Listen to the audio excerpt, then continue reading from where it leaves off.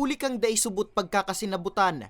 Naku ang gadanon kang 26 anyos na si Jesse Clerego A. Velasquez. Ansa diri kaning ama na si Jerry Clerego. 54 anyos kang si Chudulong Barangay Kilumaon sa ngay Camarines Sur. Sigun kay Police Captain Mark Espanya, Deputy Chief of Police kang Sangay Municipal Police Station, poko mas o menos alas 11 ning banggi kang nakaliis na Biyernes, Hunyo 2. Uminuling buyong ang sospek, asin nakadiskusyonan ang sa iyang ama. Dara kang init kang diskusyon, kuminua subot ang sospek ning tabak, dangan pinagtataga ang biktima. Nakuha pa man dumulag kan biktima, alagad nabukod pa kan subot kan sospek, asin liwat na pinagtataga hasta sa dagos ng bawian ning buhay. Apat na tama sa manibaybang partikan sa iyang hawak ang sinapok ang biktima.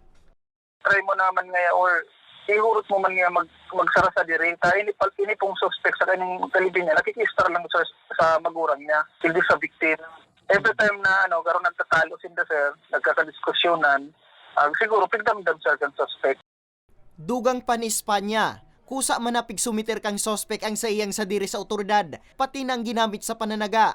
Sa impormasyon, haloy nang may day pagkakasinabutan ng abuslados. Voluntary surrender po sa sa chief standard kang Barangay Kilumaon sa pangaran po ni Wilson Clidoro. Ay man magarabutan dapat dahil kapag tumango ng maguron ta kasi yun ang nag-aruga na padakula sa tuya bilang mga aki.